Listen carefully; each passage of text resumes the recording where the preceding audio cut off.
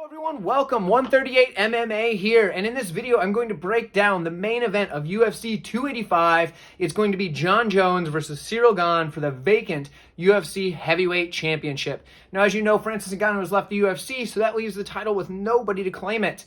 And this matchup coming up at UFC 285 is going to be what decides who the new championship holder is going to be, whether that'll be Jon Jones or Ciryl Gane. Now, if you are new to the channel, I'm glad you found this video, and I appreciate you sticking around and watching this whole thing. Now, for all you returning viewers, welcome back. I probably haven't seen you in about a week, so let me know what you've been up to, what you're looking forward to on UFC 285's fight card. And we're going to have the full card preview coming out later, but right now we're just going to break down the main event. Now, real quick, one more thing. This board is very full. I do apologize if you're a bit more zoomed out than normal. I understand that that's going to make it harder to read. Just zoom in a little bit, do the little finger squeeze thingy to get to look in when you need to check out the notes a little bit more. There's just so much information here, and that's why this is an individual video. Now, last little bit of housekeeping notes. I am on Tapology, 138 MMA. You can find me there to look at all my picks and my percentages and whatever. I'm also on Twitter, 138 MMA. You can find me there as well. Now, let's go ahead and break down this matchup because we've got a lot to cover here. So, Ciryl Gane, we know that he's 11-1, his only loss being to the former champion who has relinquished his belt, I guess. And that matchup, that loss came at the hands of a grappling Francis Ngannou, which is very surprising, but it's what he did. So the only loss for Ciryl Gane is that Francis Ngannou loss. He's bounced back yet from that matchup in a matchup against Tai Tuivasa, where he did get an impressive TKO victory. So for Ciryl Gane, you know, good career, 11-1. On the Jon Jones side, he's 26-1, and as we know, that one loss is the disqualification loss way back when with the 12-6 elbow. It's silly, we all know it. But he does also have a no contest on his record in his last 5 fights. You know how it is. Jon Jones always getting in trouble for something. So anyway, this matchup here, both guys are 6'4", which is going to be an interesting thing for Jon Jones because he's not used to fighting guys that are his height. However, he still, believe it or not, still has a 3.5-inch reach advantage over Ciryl Gane. Okay, this matchup, like I said, has a bunch to break down, so bear with me. I'm going to go through every little bit of it, but bear with me here, okay? Let's start with the striking of Ciryl Gane. So Ciryl Gane, he has excellent level kickboxing. His kickboxing, his defense, realistically, is probably the most important part of that for his style, with the way that he moves in and out, controls the range. He keeps fighters all the way out, lets him land his strikes, and then gets all the way in to work his clinch, which we'll cover in a moment as the clinch.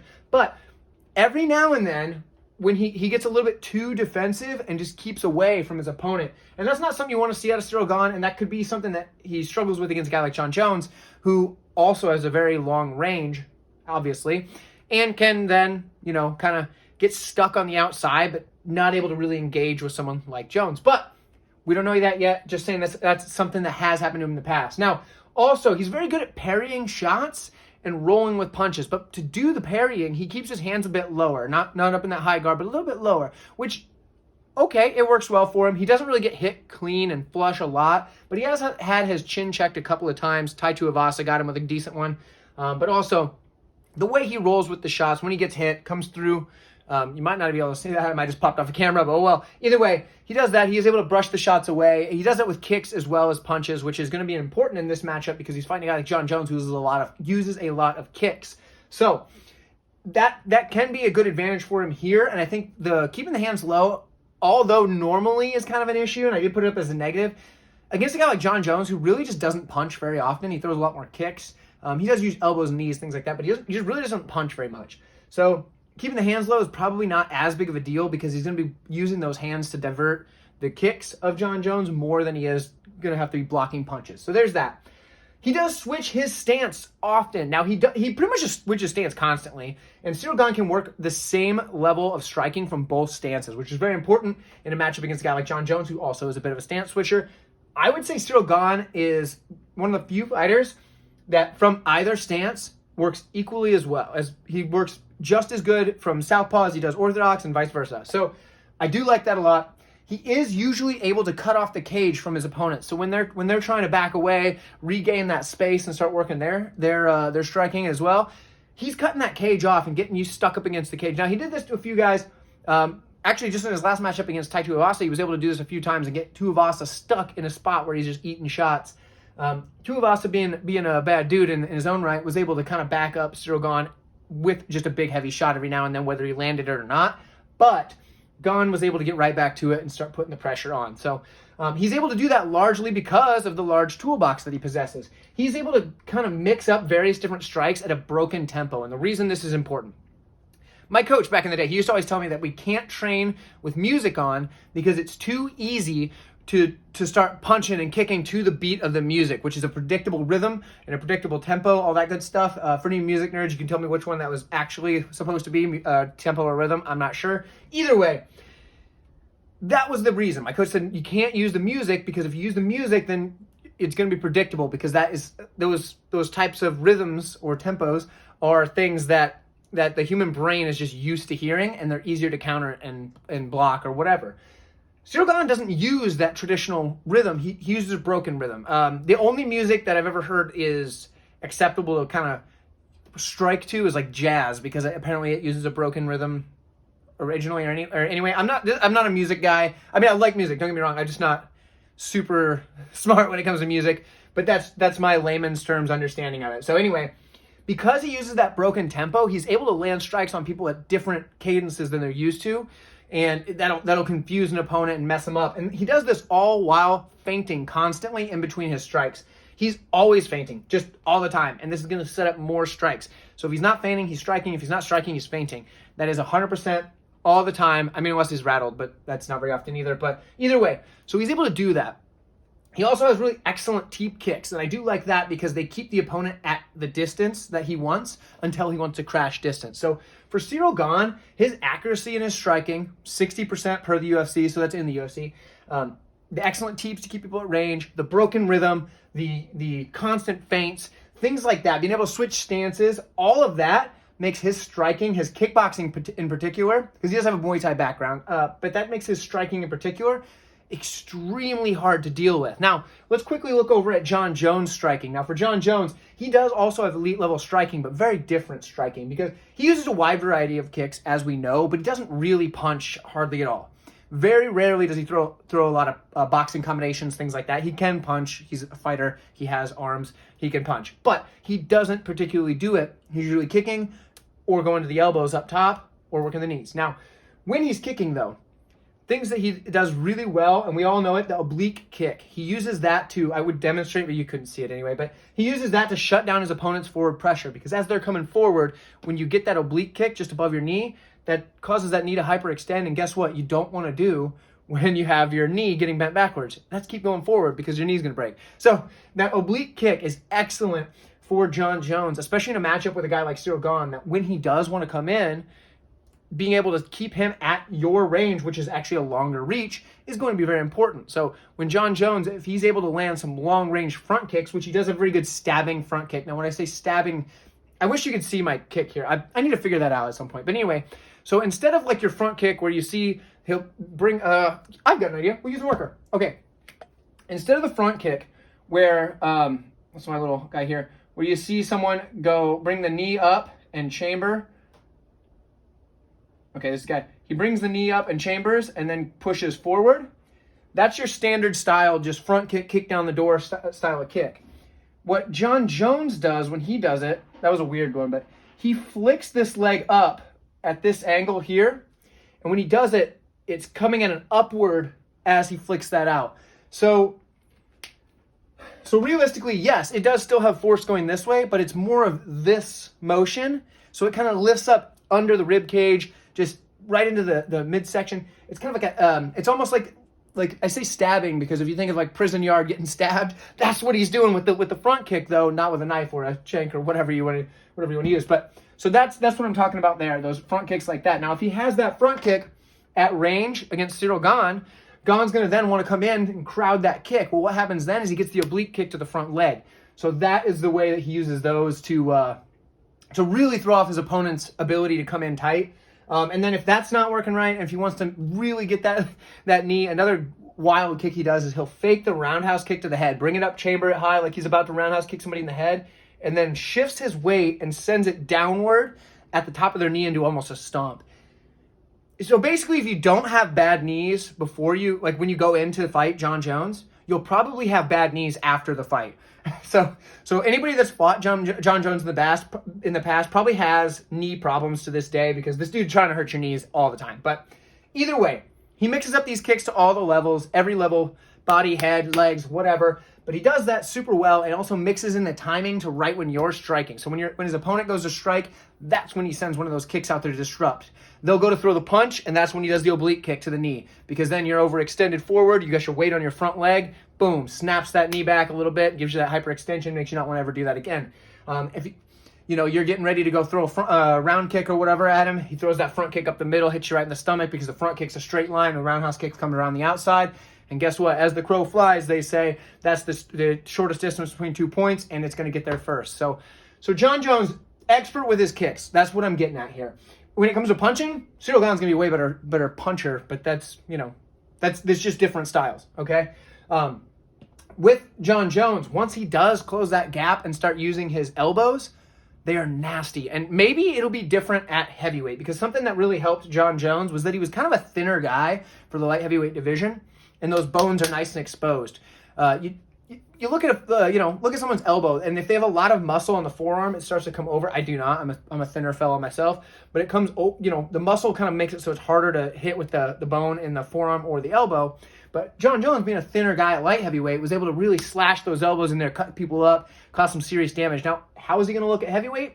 From the pictures, it's hard to really tell for sure. He still is very lanky, so he probably will still be able to land those elbows and do some damage.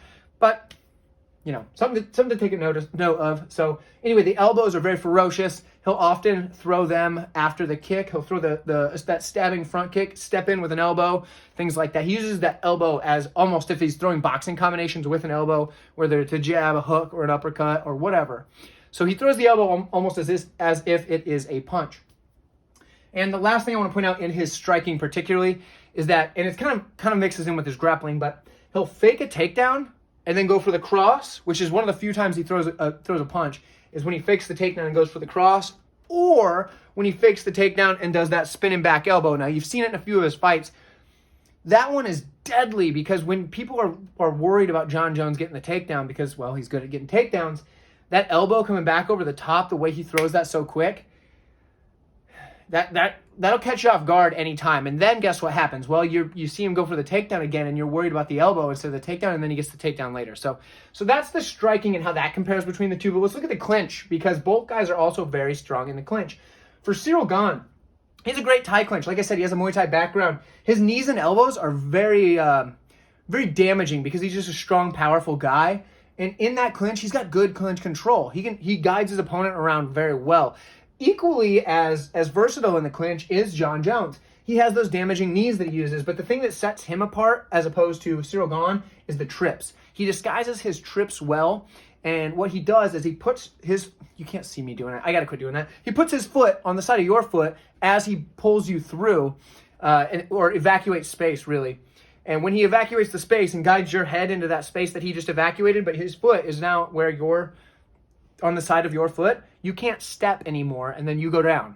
So he just uses, they're effortless trips. Now, my coach used to call it evacuating space, because you're not pulling the person in there. That's not what you do. You evacuate the space and let them fall into the space. So he's got his Thai clinch, right? Instead of him pulling his opponent's head, that takes a lot of effort. Instead, what he does, he puts his foot, you can't see it, but he puts his foot by the other guy's foot, and then evacuates space with his back leg, and that just naturally guides the opponent through that opening, and that's when they hit the mat, or if they don't hit the mat, they have to regain their balance, and they eat some knees in the process. So I think the clinch, because of the trips, is going to be more dangerous for Gane to be in there with a guy like Jones, who's skilled in the clinch in very similar way that Gane is, but he has the added trip to the advantage there. Something we need to look at here, the grappling. We don't know much about Ciryl Gane's grappling. We know he lost to Francis Ngannou because Ngannou was using the grappling. Ngannou is a very large man. When he gets on top of you, it's very hard to push him off because he's just a big dude. He cuts down to make that heavyweight limit. Also, Ciryl Gane, the last thing he expected going into that matchup was to have Francis Ngannou grapple with him. So it does stand to reason that maybe the game plan there by Ngannou is what messed up Ciryl Gane. However, if he was a top-tier grappler, he would have figured it out and been able to get around that. he's not a top-tier grappler. We know that. He's a kickboxer, and that's just what he is. And that's not to say that that's all he can do, but the grappling is something that we have a big question mark about. Now, it's not necessarily bad. He's likely been working on it, but it is a question mark in his game, and we have a pretty good idea of how good Jon Jones' grappling is. First off, he has that Greco-Roman style wrestling. He has a lot of body lock throws, trips from that wrestling clinch, and if the other guy tries to take him down, his takedown defense is near perfect. He's been taken down once in the UFC, and he got back up within not even a second. So he's listed as a 95% takedown defense. Yeah, I mean, you can hardly call it a takedown. He basically hit the mat and bounced back up. But anyway, he has an excellent sprawl. Basically, Jon Jones is just not getting taken down, but he can take you down, and especially with that Greco-Roman style where he does, underhooks, throws, trips, things like that. Once the fight gets to the mat, we have Jon Jones with some of the nastiest ground and pound that you're going to find in any level of MMA, whether that any weight class, any company, doesn't matter. Jon Jones has some of the nastiest ground and pound that there is, and a lot of it's because of the elbows and the timing.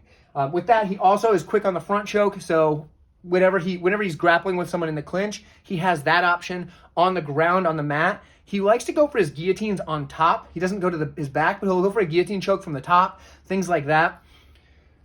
Jon Jones has a clear grappling advantage here. So in the striking, I would say Ciryl Gane maybe just slightly is a better pure striker. And that's because the tempo that he uses, the broken rhythm, things like that, the fact that he mixes in the punches more than Jon Jones, so he just has more tools that he uses. Now, yes, Jon Jones uses punches, but Gane's going to mix his punches, his kicks, his knees, and elbows. Jon Jones is more likely to mix his kicks, maybe some knees and elbows, but he tends to be a kicker, and that's just the way that it is.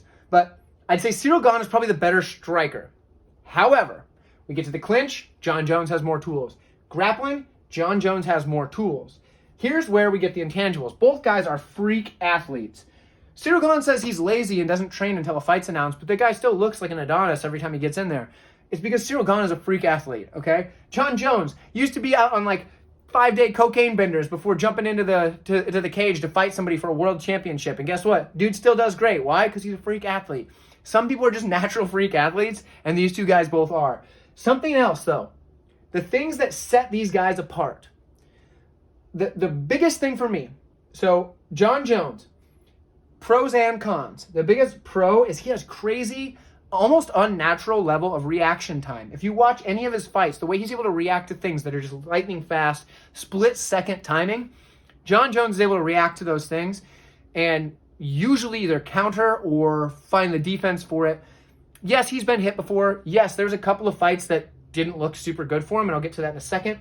But he also has a genius level fight IQ, and I know that sounds crazy because he's Jon Jones, and this is the same guy that just ran away from a car accident because he thought that was going to work out. So maybe not the best IQ in everyday life, but fight IQ, the guy knows exactly how much he needs to do to win a fight, what he needs to do to get the job done, and when he can take his rest, when he needs to push the pace, when he can fall back. Jon Jones has a genius level fight IQ, and that's just the way that is. However, the biggest drawback for Jon Jones, he needs to feel challenged in order for him to actually put forth the effort, or he starts to get complacent. And we saw that at the end of his light heavyweight run, where he started just to kind of get complacent. He's like, I've already beaten all these guys. They're starting to send guys in that are new in their career. They haven't been here, haven't proven themselves, things like that. Guys that he just didn't feel were ready for that challenge. Jon Jones just kind of walked through it kind of lackadaisically. He did get the wins. I know a lot of people argue that Dominic Reyes beat him, but either way, you could tell Jon Jones just wasn't putting everything into those fights. And why wasn't he putting everything in it? Well, because he needs to be challenged. Otherwise, he just doesn't care. And that's a big flaw, because if he looks past Ciryl Gane in this matchup, which he may very well be doing, because he realizes that the grappling is a big disadvantage for Ciryl Gane. If he's looking past Ciryl Gane in any way, Ciryl Gane is likely to be able to land some serious shots on Jon Jones and could definitely end the fight, because Jon Jones isn't used to getting hit by heavyweights. He's used to getting hit by light heavyweights. And I know that it's one weight class difference. That's a big difference, especially when that guy hitting you is Ciryl Gane. Now, Ciryl Gane isn't known for his one-punch power, but that's okay, because the guy still hits like a heavyweight, and he still can put combinations together, put volume in there. So Jon Jones needs to not get complacent in this matchup. that is a big issue for him. So weighing both sides, I'm looking at this matchup and I'm like, okay, where are we going to go with this? What's the pick? What's the prediction? I wouldn't play the over-under. That for me is just leave that off the table because there's way too many unknowns. Way too many unknowns. I don't have a clear idea on what I think is the best in the over-under. But when I think about who's going to win this fight, more often than not, for me, the pick has to be Jon Jones. Why do I say Jon Jones? Well, the grappling. If Jon Jones finds himself in trouble on the feet, we haven't seen Ciryl Gane just one shot knock anybody out. Dos Santos maybe, but there also was the claim that it was the back of the head, and it was also kind of a two-shot knockout. But either way, I don't think Ciryl Gane's just going to one-shot put out Jon Jones. And if Jon Jones starts getting in trouble, the grappling is there. And I just think that if Francis Ngannou can get you down on the ground and work you there, I know Ciryl Gane is a heel hook finish. Either way, Jon Jones is going to be the better grappler because he's a better grappler than most fighters in the UFC, and he was able to out-wrestle guys who are legit wrestlers. So I picked Jon Jones in this matchup. I think he has more tools. Can he win on the feet? Yep, absolutely. He has the tools to win there. Can he win on the mat? Yep, absolutely. He definitely has the tools to win on the mat. Can he win in the clinch? Yeah, absolutely. I do think if he stays at striking range, Ciryl Gane has a big shot at getting some serious damage done on Jon Jones. But over the course of 5 rounds, Jones is the pick. Now, let me know what you guys have in the comments. I would love to hear your opinion. If you've made it this far in the video and you've enjoyed yourself, hit like for me. I appreciate it very much. And if you want to see more content from me, maybe do yourself a favor. Hit subscribe to the channel. That way you know exactly where to find all my videos as they come out. And the full card breakdown for this UFC 285 card will be coming out very soon if you haven't seen it already. If it is already out, it'll be popping up on the end screen. Maybe it already is popping up right now, but I'm not going to waste any more time. I will see you guys in the full card breakdown. Thanks for checking out the video. See you next time.